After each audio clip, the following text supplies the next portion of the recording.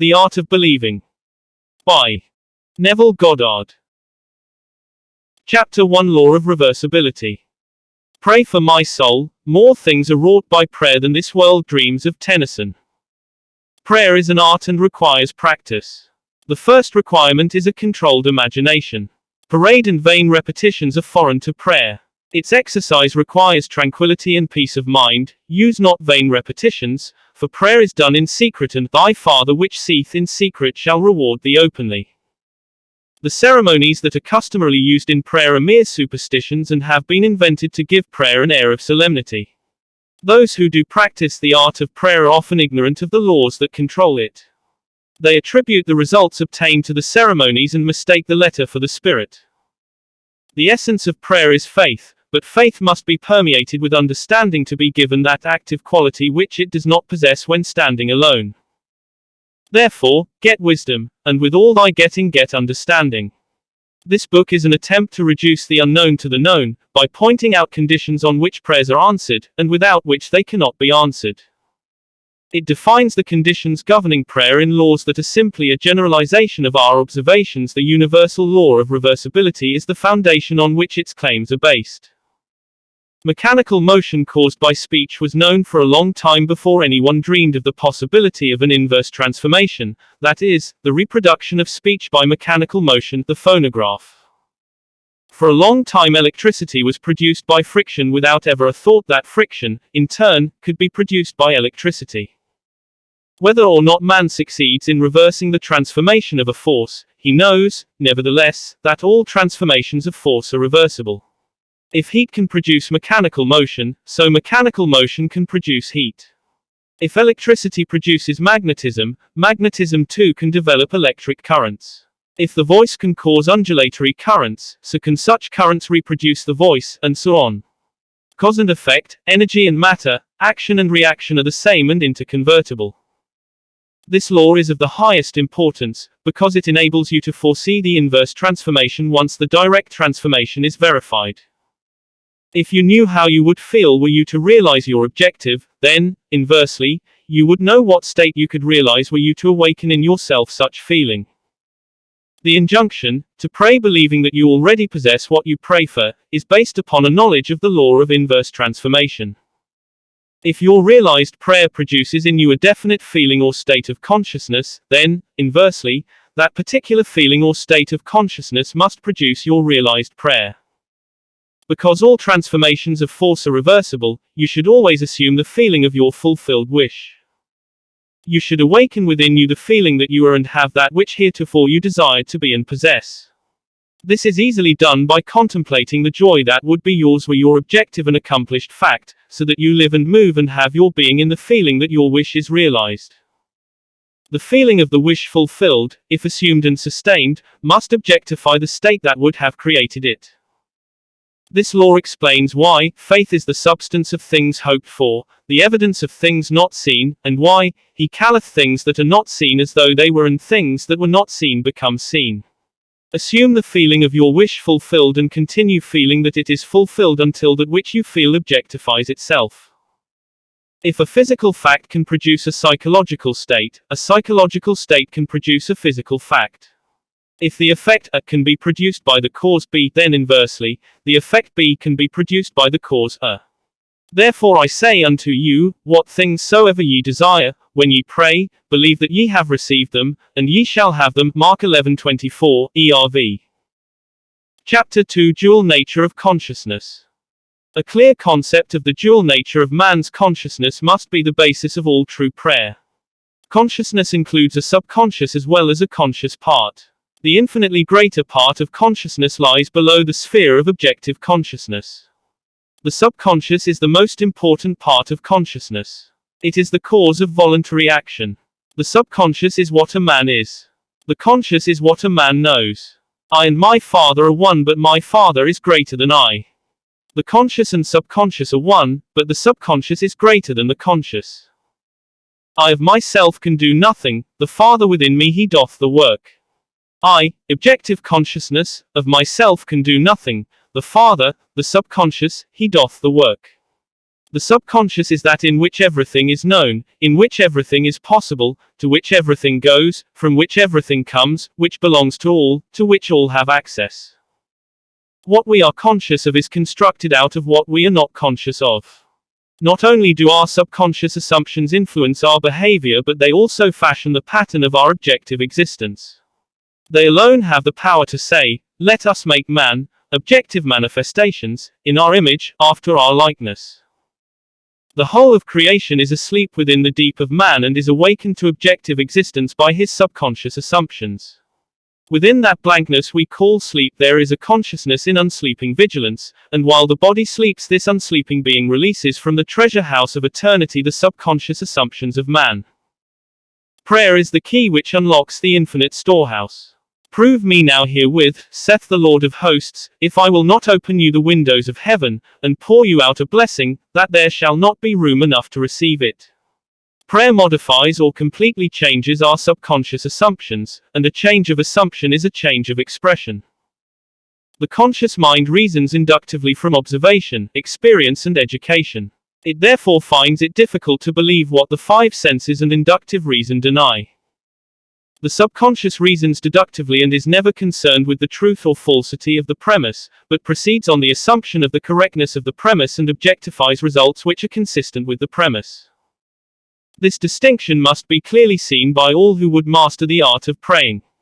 No true grasp of the science of prayer can be really obtained until the laws governing the dual nature of consciousness are understood and the importance of the subconscious realized. Prayer, the art of believing what is denied by the senses, deals almost entirely with the subconscious. Through prayer, the subconscious is suggested into acceptance of the wish fulfilled, and, reasoning deductively, logically unfolds it to its legitimate end. Far greater is he that is in you than he that is in the world. The subjective mind is the diffused consciousness that animates the world, it is the spirit that giveth life. In all substance is a single soul, subjective mind. Through all creation runs this one unbroken subjective mind. Thought and feeling fused into beliefs impress modifications upon it, charge it with a mission, which mission it faithfully executes. The conscious mind originates premises. The subjective mind unfolds them to their logical ends. With a subjective mind not so limited in its initiative power of reasoning, objective man could not be held responsible for his actions in the world. Man transmits ideas to the subconscious through his feelings. The subconscious transmits ideas from mind to mind through telepathy.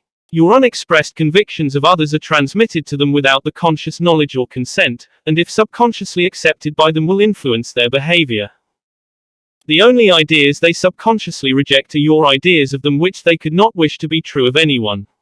Whatever they could wish for others can be believed of them, and by the law of belief which governs subjective reasoning they are compelled to subjectively accept, and therefore objectively express, accordingly.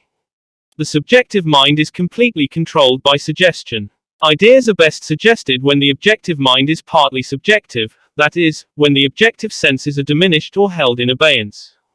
This partly subjective state can best be described as controlled reverie, wherein the mind is passive but capable of functioning with absorption. It is a concentration of attention. There must be no conflict in your mind when you are praying. Turn from what is to what ought to be. Assume the mood of fulfilled desire, and by the universal law of reversibility you will realize your desire. Chapter 3: Imagination and Faith. Prayers are not successfully made unless there is a rapport between the conscious and subconscious mind of the operator.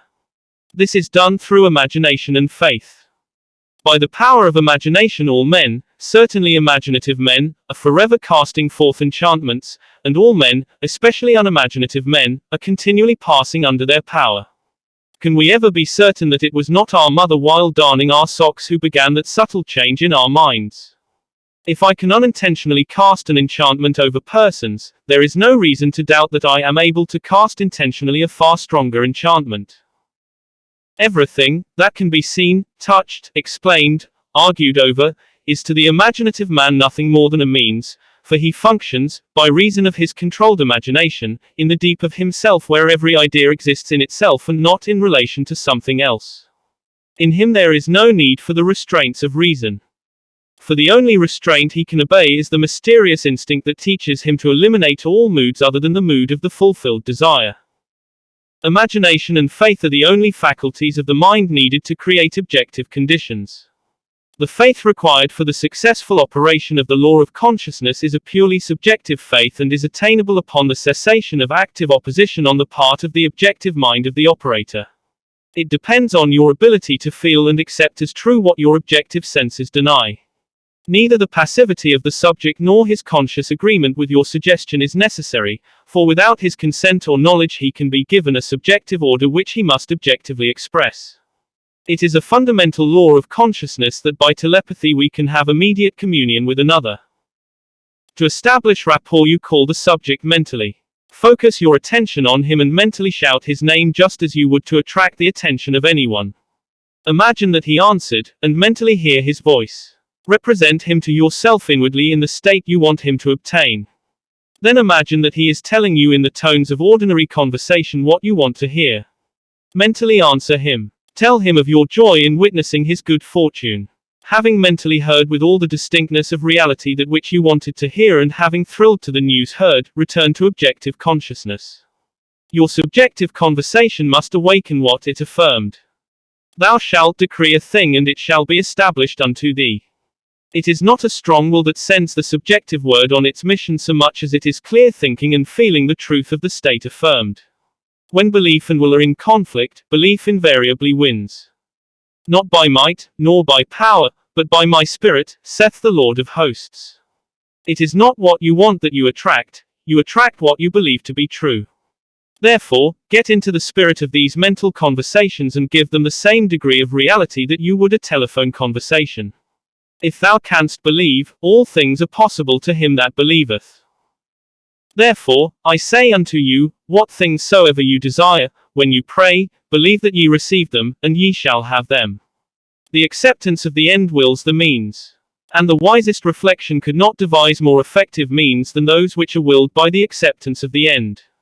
Mentally talk to your friends as though your desires for them were already realized. Imagination is the beginning of the growth of all forms, and faith is the substance out of which they are formed. By imagination, that which exists in latency or is asleep within the deep of consciousness is awakened and is given form. The cures attributed to the influence of certain medicines, relics and places are the effects of imagination and faith. The curative power is not in the spirit that is in them, it is in the spirit in which they are accepted. The letter killeth, but the spirit giveth life. The subjective mind is completely controlled by suggestion, so, whether the object of your faith be true or false, you will get the same results.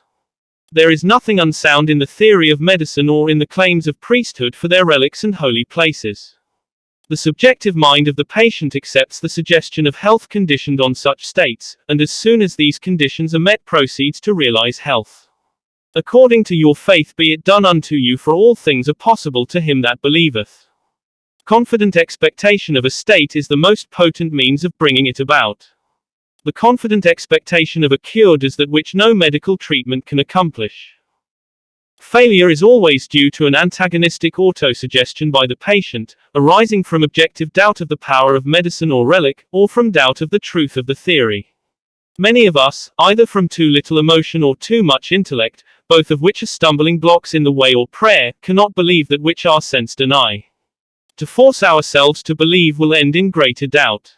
To avoid such counter-suggestions the patient should be unaware, objectively, of the suggestions which are made to him. The most effective method of healing or influencing the behavior of others consists in what is known as the silent or absent treatment. When the subject is unaware, objectively, of the suggestion given him, there is no possibility of him setting up an antagonistic belief. It is not necessary that the patient know, objectively, that anything is being done for him. From what is known of the subjective and objective processes of reasoning, it is better that he should not know objectively of that which is being done for him. The more completely the objective mind is kept in ignorance of the suggestion, the better will the subjective mind perform its functions. The subject subconsciously accepts the suggestion and thinks he originates it, proving the truth of Spinoza's dictum that we know not the causes that determine our actions. The subconscious mind is the universal conductor which the operator modifies with his thoughts and feelings. Visible states are either the vibratory effects of subconscious vibrations within you, or they are vibratory causes of the corresponding vibrations within you. A disciplined man never permits them to be causes unless they awaken in him the desirable states of consciousness. With a knowledge of the law of reversibility, the disciplined man transforms his world by imagining and feeling only what is lovely and of good report. The beautiful idea he awakens within himself shall not fail to arouse its affinity in others. He knows the Savior of the world is not a man but the manifestation that would save. The sick man's Savior is health, the hungry man's is food, the thirsty man's Savior is water. He walks in the company of the Savior by assuming the feeling of his wish fulfilled. By the law of reversibility, that all transformations of force are reversible, the energy or feeling awakened transforms itself into the state imagined. He never waits 4 months for the harvest. If in 4 months the harvest will awaken in him a state of joy, then, inversely, the joy of harvest now will awaken the harvest now. Now is the acceptable time to give beauty for ashes, joy for mourning, praise for the spirit of heaviness, that they might be called trees of righteousness, the planting of the Lord that he might be glorified. Chapter 4 Controlled Reverie. Everyone is amenable to the same psychological laws which govern the ordinary hypnotic subject. He is amenable to control by suggestion. In hypnosis, the objective senses are partly or totally suspended. However, no matter how profoundly the objective senses are locked in hypnosis, the subjective faculties are alert, and the subject recognizes everything that goes on around him. The activity and power of the subjective mind are proportionate to the sleep of the objective mind. Suggestions which appear powerless when presented directly to the objective consciousness are highly efficacious when the subject is in a hypnotic state. The hypnotic state is simply being unaware, objectively. In hypnotism, the conscious mind is put to sleep and the subconscious powers are exposed as to be directly reached by suggestion. It is easy to see from this, providing you accept the truth of mental suggestions, that anyone not objectively aware of you is in a profound hypnotic state relative to you. Therefore, curse not the king, no not in thy thought, and curse not the rich in the bedchamber, for a bird of the air shall carry the voice, and that which hath wings shall tell the matter. ECC 10:20. What you sincerely believe as true of another you will awaken within him. No one need be entranced, in the ordinary manner, to be helped. If the subject is consciously unaware of the suggestion, and if the suggestion is given with conviction and confidently accepted by the operator as true, then you have the ideal setting for a successful prayer. Represent the subject to yourself mentally as though he had already done that which you desire him to do. Mentally speak to him and congratulate him on having done what you want him to do. Mentally see him in the state you want him to obtain. Within the circle of its action, every word subjectively spoken awakens objectively what it affirms. Incredulity on the part of the subject is no hindrance when you are in control of your reverie. Bold assertion by you, while you are in a partly subjective state, awakens what you affirm. Self-confidence on your part and the thorough belief in the truth of your mental assertion are all that is needed to produce results. Visualize the subject and imagine that you hear his voice. This establishes contact with his subjective mind. Then imagine that he is telling you what you want to hear. If you want to send him words of health and wealth, then imagine that he is telling you, I have never felt better and I have never had more, and mentally tell him of your joy in witnessing his good fortune. Imagine that you see and hear his joy. A mental conversation with the subjective image of another must be in a manner which does not express the slightest doubt as to the truth of what you hear and say.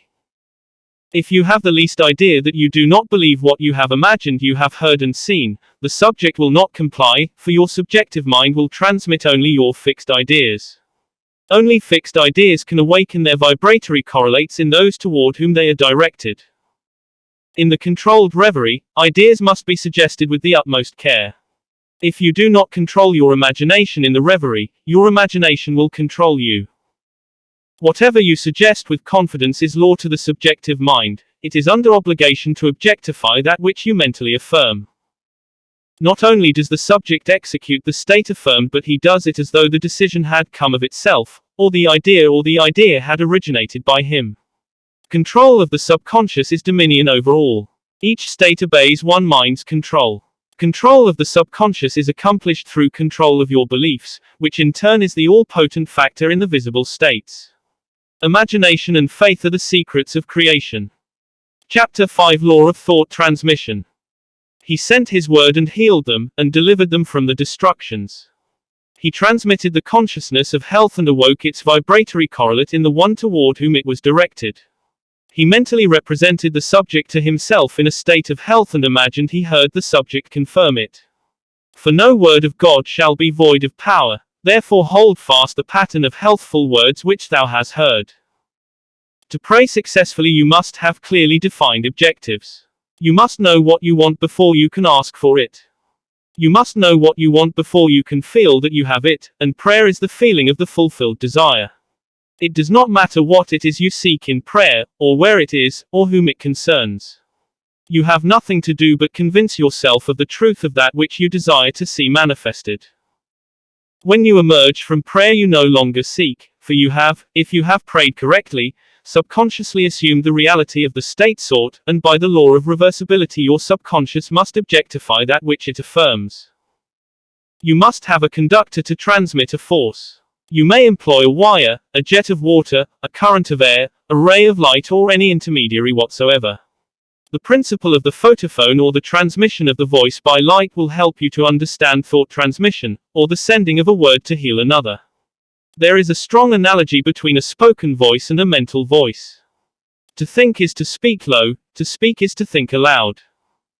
The principle of the photophone is this: a ray of light is reflected by a mirror and projected to a receiver at a distant point. Back of the mirror is a mouthpiece.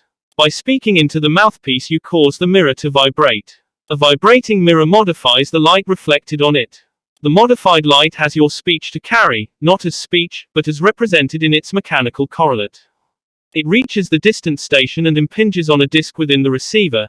It causes the disc to vibrate according to the modification it undergoes, and it reproduces your voice. I am the light of the world. I am, the knowledge that I exist, is a light by means of which what passes in my mind is rendered visible. Memory, or my ability to mentally see what is objectively present, proves that my mind is a mirror, so sensitive a mirror that it can reflect a thought. The perception of an image in memory in no way differs as a visual act from the perception of my image in a mirror. The same principle of seeing is involved in both. Your consciousness is the light reflected on the mirror of your mind and projected in space to the one of whom you think. By mentally speaking to the subjective image in your mind you cause the mirror of your mind to vibrate. Your vibrating mind modifies the light of consciousness reflected on it. The modified light of consciousness reaches the one toward whom it is directed and impinges on the mirror of his mind. It causes his mind to vibrate according to the modification it undergoes. Thus, it reproduces in him what was mentally affirmed by you. Your beliefs, your fixed attitudes of mind, constantly modify your consciousness as it is reflected on the mirror of your mind. Your consciousness, modified by your beliefs, objectifies itself in the conditions of your world. To change your world, you must first change your conception of it. To change a man, you must change your conception of him. You must first believe him to be the man you want him to be and mentally talk to him as though he were. All men are sufficiently sensitive to reproduce your beliefs of them. Therefore, if your word is not reproduced visibly in him toward whom it is sent, the cause is to be found in you, not in the subject. As soon as you believe in the truth of the state affirmed, results follow. Everyone can be transformed, every thought can be transmitted, every thought can be visibly embodied. Subjective words, subconscious assumptions, awaken what they affirm. They are living and active and shall not return unto me void, but shall accomplish that which I please, and shall prosper in the thing whereto I sent them. They are endowed with the intelligence pertaining to their mission and will persist until the object of their existence is realized. They persist until they awaken the vibratory correlates of themselves within the one toward whom they are directed, but the moment the object of their creation is accomplished they cease to be. The word spoken subjectively in quiet confidence will always awaken a corresponding state in the one in whom it was spoken, but the moment its task is accomplished it ceases to be, permitting the one in whom the state is realized to remain in the consciousness of the state affirmed or to return to his former state. Whatever state has your attention holds your life. Therefore, to become attentive to a former state is to return to that condition. Remember not the former things, neither consider things of old. Nothing can be added to man, for the whole of creation is already perfected in him. The kingdom of heaven is within you. Man can receive nothing, except it be given him from heaven. Heaven is your subconsciousness. Not even a sunburn is given from without. The rays without only awaken corresponding rays within. Were the burning rays not contained within man, all the concentrated rays in the universe could not burn him. Were the tones of health not contained within the consciousness of the one whom they are affirmed, they could not be vibrated by the word which is sent. You do not really give to another, you resurrect that which is asleep within him. The damsel is not dead, but sleepeth. Death is merely a sleeping and forgetting. Age and decay are the sleep, not death, of youth and health. Recognition of a state vibrates or awakens it. Distance, as it is cognized by your objective senses, does not exist for the subjective mind. If I take the wings of the morning, and dwell in the uttermost parts of the sea, even there shall thy hand lead me. Time and space are conditions of thought. The imagination can transcend them and move in a psychological time and space. Although physically separated from a place by thousands of miles, you can mentally live in the distant place as though it were here. Your imagination can easily transform winter into summer, New York into Florida, and so on. Whether the object of your desire be near or far, results will be the same. Subjectively, the object of your desire is never far off. Its intense nearness makes it remote from observation of the senses. It dwells in consciousness, and consciousness is closer than breathing and nearer than hands and feet. Consciousness is the one and only reality. All phenomena are formed of the same substance vibrating at different rates. Out of consciousness I as man came, and to consciousness I as man return. In consciousness all states exist subjectively, and are awakened to their objective existence by belief. The only thing that prevents us from making a successful subjective impression on one at a great distance, or transforming there into here, is our habit of regarding space as an obstacle.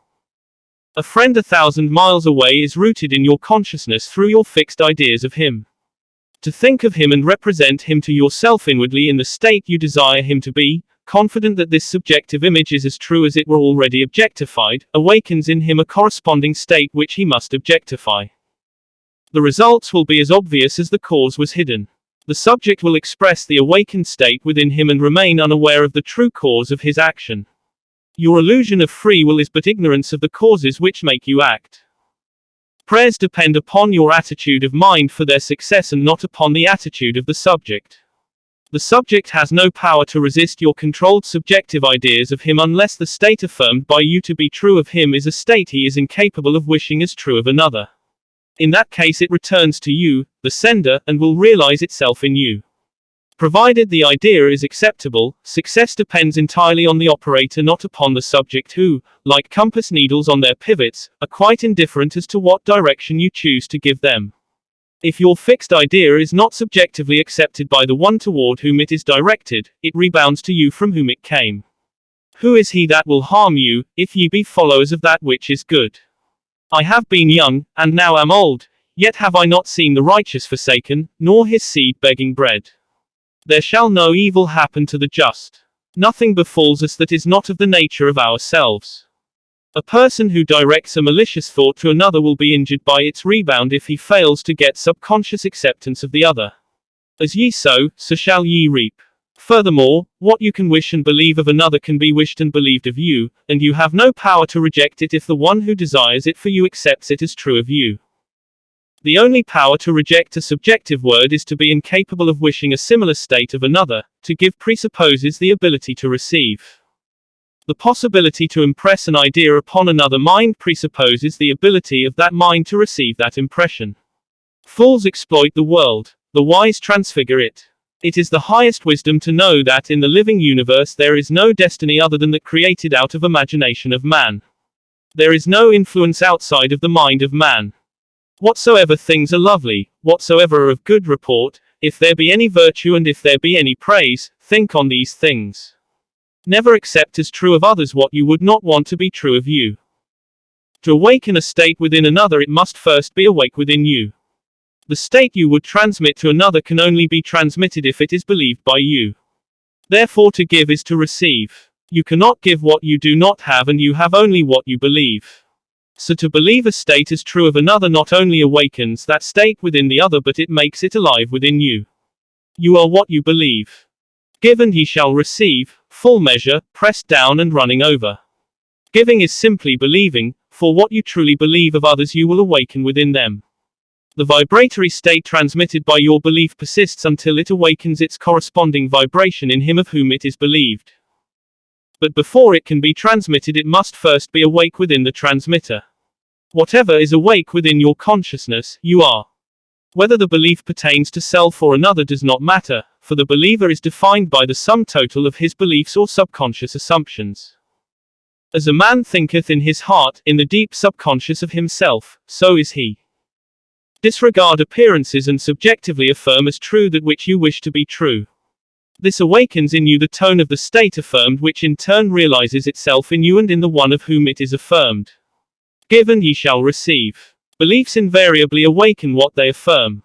The world is a mirror wherein everyone sees himself reflected. The objective world reflects the beliefs of the subjective mind. Some people are self-impressed best by visual images, others by mental sounds, and still others by mental actions.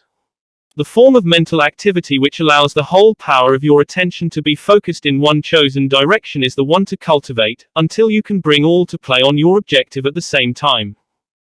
Should you have difficulty in understanding the terms, visual images, mental sounds, and mental actions, here is an illustration that should make their meanings clear. A imagines he sees a piece of music, knowing nothing at all about musical notations. The impression in his mind is purely visual image. B imagines he sees the same piece, but he can read music and can imagine how it would sound when played on the piano. That imagination is mental sound. C also reads music and is a pianist. As he reads, he imagines himself playing the piece. The imaginary action is mental action. The visual images, mental sounds and mental actions are creations of your imagination, and though they appear to come from without, they actually come from within yourself. They move as if moved by another but are really launched by your own spirit from the magical storehouse of imagination. They are projected into space by the same vibratory law that governs the sending of a voice or picture. Speech and images are projected not as speech or images but as vibratory correlates. Subjective mind vibrates according to the modifications it undergoes by the thought and feelings of the operator. The visible state created is the effect of the subjective vibrations. A feeling is always accompanied by a corresponding vibration, that is, a change in expression or sensation in the operator. There is no thought or feeling without expression.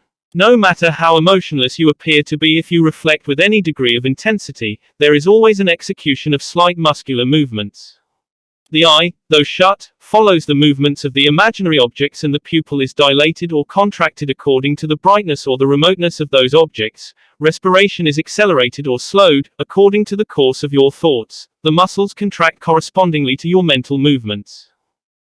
This change of vibration persists until it awakens a corresponding vibration in the subject, which vibration then expresses itself in a physical fact. And the Word was made flesh. Energy, as you see in the case of radio, is transmitted and received in a field, a place where changes in space occur. The field and energy are one and inseparable. The field or subject becomes the embodiment of the word or energy received. The thinker and the thought, the operator and the subject, the energy and the field are one.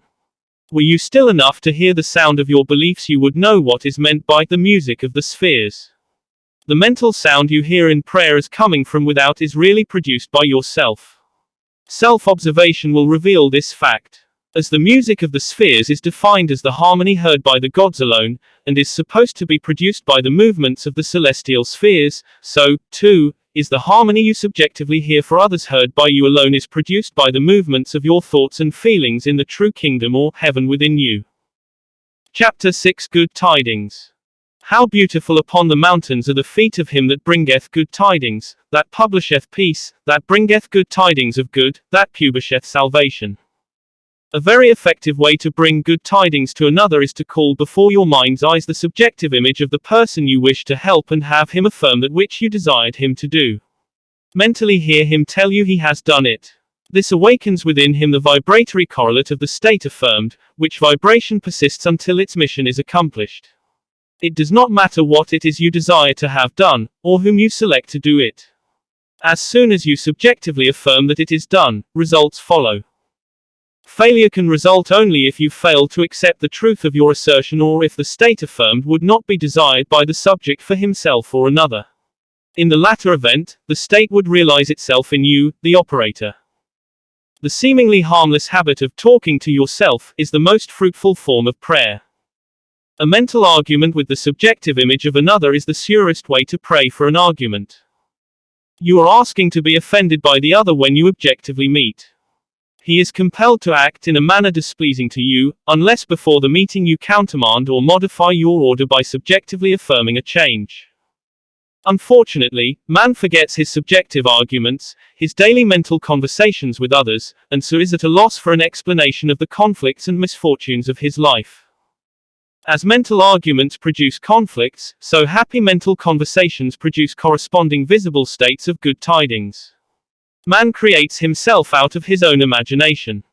If the state desired is for yourself and you find it difficult to accept as true what your senses deny, call before your mind's eye the subjective image of a friend and have him mentally affirm that you are already that which you desire to be. This establishes in him, without his conscious consent or knowledge, the subconscious assumption that you are that which he mentally affirmed, which assumption, because it is unconsciously assumed, will persist until it fulfills its mission. Its mission is to awaken in you its vibratory correlate, which vibration when awakened in you realizes itself as an objective fact. Another very effective way to pray for oneself is to use the formula of Job, who found that his own captivity was removed as he prayed for his friends. Fix your attention on a friend and have the imaginary voice of your friend tell you that he is, or has that which is comparable to that which you desire to be or have. As you mentally hear and see him, feel the thrill of his good fortune and sincerely wish him well. This awakens in him the corresponding vibration of the state affirmed, which vibration must then objectify itself as a physical fact. You will discover the truth of the statement, "Blessed are the merciful, for they shall receive mercy." The quality of mercy is twice blessed, it blesses him who taketh and him who giveth. The good you subjectively accept as true of others will not only be expressed by them, but a full share will be realized by you. Transformations are never total. Force A is always transformed into more than a force B. A blow with a hammer produces not only a mechanical concussion, but also heat, electricity, a sound, a magnetic change, and so on. The vibratory correlate in the subject is not the entire transformation of the sentiment communicated. The gift transmitted to another is like the divine measure, pressed down, shaken together and running over, so that after 5,000 are fed from the 5 loaves and 2 fish, 12 baskets full are left over. Chapter 7: The Greatest Prayer. Imagination is the beginning of creation. You imagine what you desire, and then you believe it to be true. Every dream could be realized by those self-disciplined enough to believe it. People are what you choose to make them. A man is according to the manner in which you look at him. You must look at him with different eyes before he will objectively change. 2 men looked from prison bars, one saw the mud and the other saw the stars. Centuries ago, Isaiah asked the question, "Who is blind, but my servant, or deaf, as my messenger that I sent? Who is blind as he that is perfect, as blind as the Lord's servant?" The perfect man judges not after appearances, but judges righteously. He sees others as he desires them to be, he hears only what he wants to hear. He sees only good in others. In him is no condemnation, for he transforms the world with his seeing and hearing. The king that sitteth on the throne scattereth the evil with his eye. Sympathy for living things, agreement with human limitations, is not in the consciousness of the king because he has learned to separate their false concepts from the true being. To him poverty is but the sleep of wealth. He does not see caterpillars, but painted butterflies to be, not winter, but summer sleeping, not man in want, but Jesus sleeping. Jesus of Nazareth, who scattered the evil with his eye, is asleep in the imagination of every man, and out of his own imagination must man awaken him by subjectively affirming, "I am Jesus," then and only then will he see Jesus, for man can only see what is awake in himself. The holy womb is man's imagination. The holy child is that conception of himself which fits Isaiah's definition of perfection. Heed the words of St. Augustine, "Too late have I loved thee, for behold thou wert within and it was without that I did seek thee." It is your own consciousness that you must turn as to the only reality. There, and there alone, you awaken that which is asleep. Though Christ 1,000 times in Bethlehem be born, if he is not born of in thee thy soul is still forlorn. Creation is finished. You call your creation into being by feeling the reality of the state you would call. A mood attracts its affinities, but it does not create what it attracts. As sleep is called by feeling, I am sleepy, so, too, is Jesus Christ called by the feeling, I am Jesus Christ. Man sees only himself. Nothing befalls man that is not the nature of himself. People emerge out of the mass betraying the close affinity to your moods as they are engendered. You meet them seemingly by accident but find they are intimates of your moods. Because your moods continually externalize themselves, you could prophesy from your moods that you, without search, would soon meet certain characters and encounter certain conditions. Therefore call the perfect one into being by living in the feeling, I am Christ, for Christ is the one concept of self through which can be seen the unveiled realities of eternity. Our behavior is influenced by our subconscious assumption respecting our own social and intellectual rank and that of the one we are addressing. Let us seek for and evoke the greatest rank, and the noblest of all is that which disrobes man of his morality and clothes him with uncurbed immortal glory. Let us assume the feeling, I am Christ, and our whole behavior will subtly and unconsciously change in accordance with the assumption. Our subconscious assumptions continually externalize themselves that others may consciously see us as we subconsciously see ourselves, and tell us by their actions what we have subconsciously assumed of ourselves to be. Therefore let us assume the feeling, I am Christ, until our conscious claim becomes our subconscious assumption that we all with open face beholding as in a glass the glory of the Lord are changed into the same image from glory to glory. Let God awake and his enemies be destroyed. There is no greater prayer for man. The end.